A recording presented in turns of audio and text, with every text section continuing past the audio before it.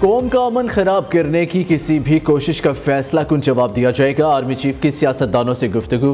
ISPR के मुताबिक वज़ीर आला KP अली गंडापुर भी शरीक हुए। सियासी नुमाइंदों ने दहशत गर्दी के खिलाफ मुसल्लह अफवाज और कानून नाफिज करने वाले इदारों के गैर मुतसलसल हमायत का इजहार किया। Army chief general Asim Munir का पेशावर का दौरा। खैबर पख्तूनख्वा में इंसदाद दहशत गर्दी ऑपरेशन और सिक्योरिटी सूरत हाल पर ब्रीफिंग दी गई।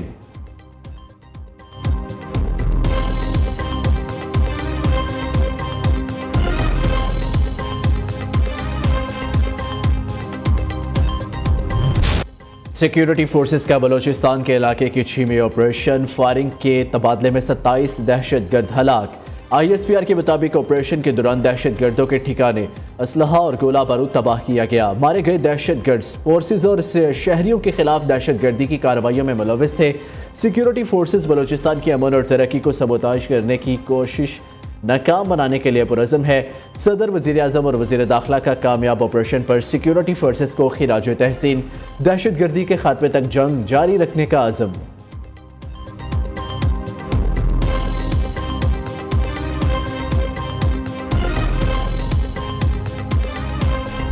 £190 मिलियन रेफरेंस का फैसला तीसरी बार मौखर। महफूज फैसला अब 17 जनवरी को सुनाया जाएगा।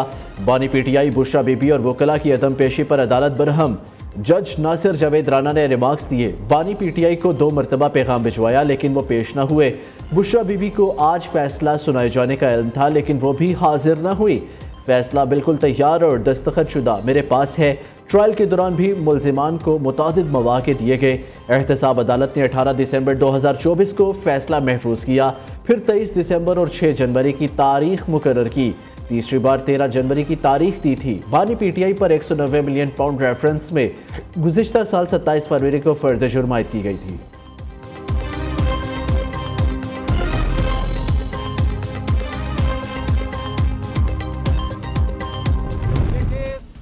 बेहुदा बेसलेस केस है। अगर इंसाफ का फैसला हो तो आज खान साहब की बाइज्जत बरी होना लाजिम था। न कोई बेनिफिट लिया है, न कोई सरकार को नुकसान हुआ है। ये पॉलिटिकली मोटिवेटेड और एक अनफेयर प्रोसेस शुरू हुआ है जिसका मकसद फकत खान साहब को जेर करना था। उसकी बीवी को भी इसमें इसलिए शामिल किया गया ताकि खान साहब पे प्रेशर डाले। हमारे अडियाला जेल के एंट्री से पहले गेट पे बताया गया कि जज साहब ने उसमें 17 की तारीख डाली है। हमारे साथ नाइंसाफी होती रही है।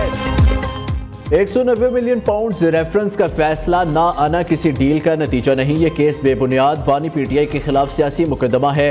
बानी ने केस में कोई फायदा नहीं लिया। मालूम नहीं जज साहब इतनी जल्दी कैसे चले गए। चेयरमैन PTI बैरिस्टर गौहर की मीडिया से गुफ्तगू। अपोजिशन लीडर उमर अयूब कहते हैं अलकादर ट्रस्ट का भोंडा केस हर जगह चैलेंज होगा। फैसल वावड़ा और ख्वाजा आसिफ ने कल ही फैसला सुना दिया था। क्या ये जज है, इनके पास फैसला कहां से आया? शिबली फराज बोले कहा गया बानी PTI अदालत पेश नहीं हुए, वो तो जेल में है, इन्हें पेश करना आपका काम था। सलमान अकरम राजा ने कहा हुकूमत से मुज़ाकरात का मकसद जमहूरियत की मजबूती के लिए है।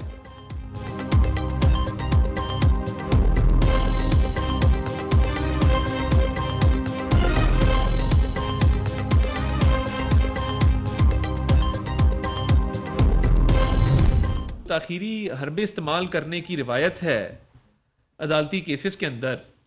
इस पे बानी चेयरमैन PTI ने तो मेरा ख्याल है PhD की हुई है। जो बंदा पता होता है कि मैं बेगुनाह हूं वो कभी तारीख नहीं लेता, वो कभी वकील चेंज नहीं करता। जो कसूरवार पार्टी होती है ना किसी केस में, उसको कोई जल्दी नहीं होती। ये रवायत इनका इस्लामी टच देना इनकी सियासत का हिस्सा है। 9 मई हो, 26 नवंबर हो, पाकिस्तान की सबसे बड़ी डकैती, ये किसी की जात का मामला नहीं, ये पाकिस्तान का मामला है।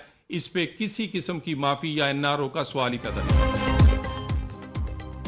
बेगुनाह कभी तारीख लेता है न वकील बदलता है। कसूरवार पार्टी को केस में कोई जल्दी नहीं होती। £190 मिलियन केस मुल्की तारीख का मेगा करप्शन केस है। ताखीरी हरबे की रवायत में बानी PTI ने PhD की हुई है। कबीना अरकान के एतराज़ के बावजूद बंद लिफाफे पर मंजूरी दी गई। वज़ीर इत्तलात अता तारड़ का रद्द-ए-अमल। सेनेटर तलाल चौधरी ने कहा करप्शन को इस्लामी टच देना बानी PTI का तरीका वारदात है। £190 मिलियन केस की बड़ी डकैती में NRO का सवाल ही पैदा नहीं होता।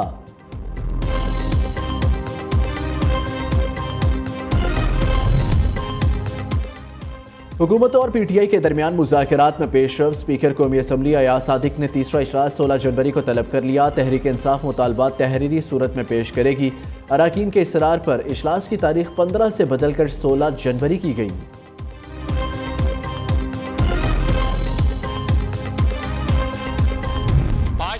15-20 दिन पहले वो मुज़ाकरात कहते थे कि ये हमने इन्हें मुज़ाकरात ही नहीं करने, ये इनके पास अथॉरिटी कोई नहीं है, इनके पास जो है कोई इख्तियार नहीं है, हम क्यों मुज़ाकरात करें। इस तरह इनसे, इन लोगों से ब्लैकमेल ना हो।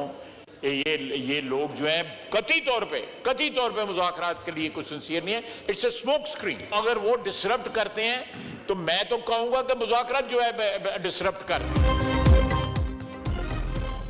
पीटीआई मुज़ाकरात के लिए संजीदा नहीं, बातचीत के नाम पर हमें ब्लैकमेल कर रहे हैं। ख्वाजा आसिफ का दावा। कौमी असम्बली में तकरीर के दौरान खलल डालने पर वज़ीर दिफा का बरहमी का इजहार। अल्टीमेटम दिया, किसी को पार्लियामेंट का तकद्दुस पामाल करने की इजाज़त नहीं दी जा सकती। ऐवान को चलाना अपोजिशन की भी जिम्मेदारी है। ये कार्रवाई चलने नहीं दे रहे तो मुज़ाकरात रोक देना चाहिए।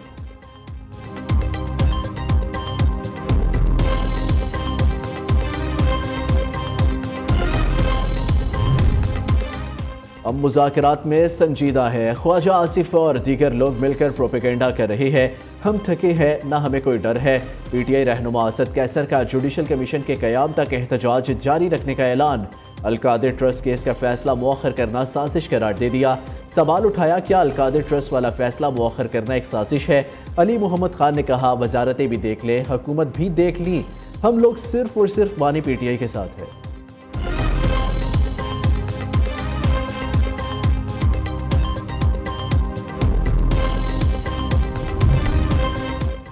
वफाकी kabीना का इजलास आज होगा। वज़ीर आज़म शहबाज शरीफ की ज़ेर सदारत इजलास में मुल्क की मजमूई मुआशी सियासी सूरत हाल का जायजा लिया जाएगा। हुकूमत और तहरीक इंसाफ के दरमियान मुज़ाकरात के तीसरे दौर से मुतालिक भी मुशावरत होगी। kabीना कमेटी बराए कानून साजी और राब्ता कमेटी के फैसलों की भी तौसीक़ की जाएगी। हुकूमती अखराजात में कमी के इक़दाम पर पेशरफ्त का जायजा लिया जाएगा।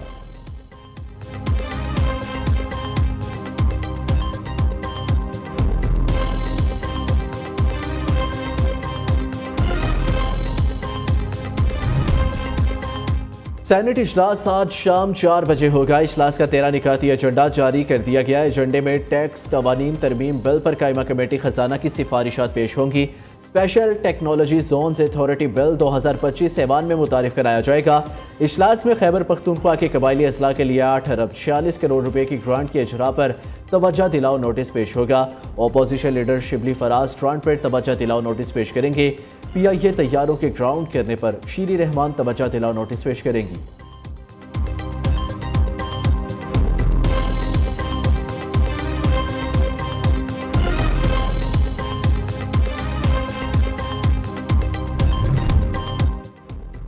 पाकिस्तान युआन बॉन्ड्स जारी करेगा। वफाकी वजीर खजाना मोहम्मद औरंगजेब का कहना है कि IMF टीम अगले माह पाकिस्तान का दौरा करेगी। मुल्क की GDP में जून तक 3.5% इजाफा होगा। पाकिस्तान युआन बॉन्ड्स जारी करने की तैयारी कर रहा है। कोई पासबान कभी ये नहीं कर सकता कि किसी के बहकावे में आके मुल्क को आग लगा दे। कोई पासबान कभी ये नहीं कर सकता कि किसी के सियासी बहकावे में आके अपने मुल्क पे हमला कर दे। कोई पासबान ये कभी नहीं कर सकता कि एक सूबे से दूसरे सूबे पे, अपने ही मुल्क के दूसरे सूबे पे हमला कर दे। कभी किसी की बातों में आपने नहीं आना और आपकी रेड लाइन पाकिस्तान होनी चाहिए। कोई पासबान रियासती इदारों पर हमला नहीं करता। दुश्मन की हुकूमत हो तब भी मुल्क के खिलाफ नहीं सोचूंगी। तलबा किसी की बातों में ना आए। पाकिस्तान रेड लाइन है। पंजाब में 30,000 स्कॉलरशिप्स दे रहे हैं। खुशी है, 60% स्कॉलरशिप लड़कियों ने हासिल की। वज़ीर आला पंजाब का बहावलपुर की इस्लामिया यूनिवर्सिटी में तकरीब से खिताब। दूसरी जानिब मरियम नवाज ने लाहौर में वेस्टर्न रावी हाउसिंग स्कीम का इफ्तिताह कर दिया। कहा, कम आमदनी वालों को घर बनाकर दे रहे हैं। 2.5 माह की कलील मुद्दत में 100 घर बनकर तैयार हो चुके। 5 साल के दौरान 5 लाख फैमिलीज को घर बनाकर देंगे।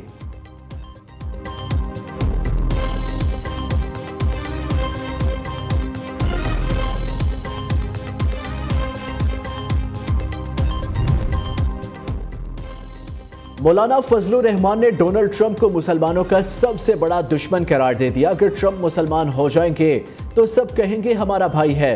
कौमियत का नारा लगाने वाले लोग भी खुद को लिबरल कहते हैं। मीडिया से गुफ्तगू में कहा, JUI को ज़ेरे अत्ताब लाया जाता है कि लोगों को लड़ाते क्यों नहीं। इस सियासत ने नफरत, फितना और फसाद, लड़ाई को जन्म दिया। हमें कौम को जोड़ने और इंसानियत की बात करनी है।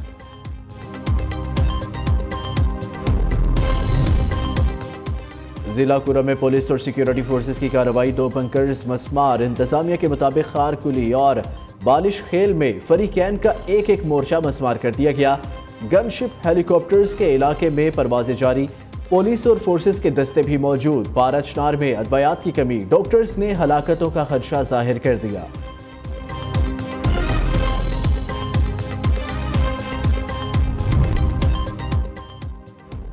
मुल्क के मैदानी इलाकों में धुंध का राज, हद निकाह 0, मोटरवेज मुख्तलिफ मकामात पर बंद। महकमा मौसमियात के मुताबिक मुल्क के बेशतर इलाकों में मौसम सर्द और खुश्क रहेगा।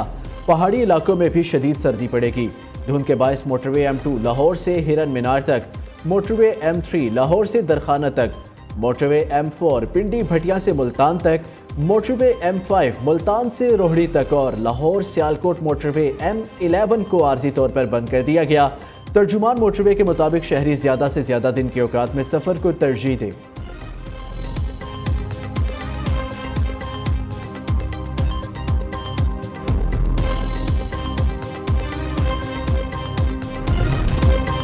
तमाम कोशिशें रहेगा। लॉस एंजलिस में आग की बरसात 7वें रोज भी न थमी। मजीद 8 अफराद हलाक, मजमूई तादाद 24 हो गई। 16 लापता। माहिरीन के मुताबिक आग पर मुकम्मल काबू पाने में कई हफ्ते लग सकते हैं।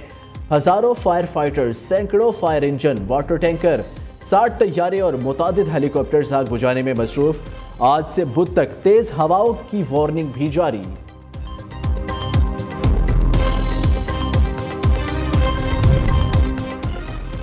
ब्राजील में तूफानी बारिशों से लैंडस्लाइडिंग, 10 अफराद हलाक। जीपाटिंगा शहर में महज 1 घंटे में तकरीबन 80 मिलीमीटर बारिश रिकॉर्ड की गई। बेठानिया के इलाके में एक बड़ी लैंडस्लाइडिंग ने एक पहाड़ी के नीचे वाक़िया गली को मुकम्मल तौर पर अपनी लपेट में ले लिया, जहां रास्ते में आने वाली हर शह बह गई।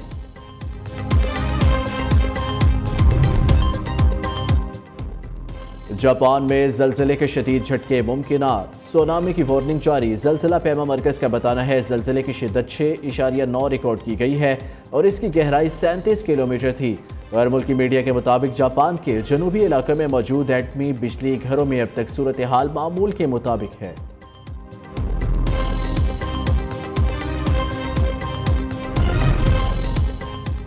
सऊदी अरब ने उम्रा ज़ायरीन के लिए मुख्तलिफ बीमारियों से बचाव की वैक्सीनेशन लाजमी करार दे दी।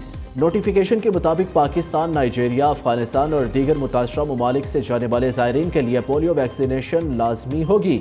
एंगोला, नाइजीरिया, ब्राज़ील और कांगो के मुसाफिरों के लिए जर्द बुखार की वैक्सीन लाजमी होगी। आलमी इदारा सेहत की सिफारिश पर कोरोना और मौसमी फ्लू की वैक्सीन लाजमी होगी। ज़ायरीन को टेटनस, खसरा और दीगर बीमारियों की वैक्सीनेशन मुकम्मल करवाने की भी हदायत।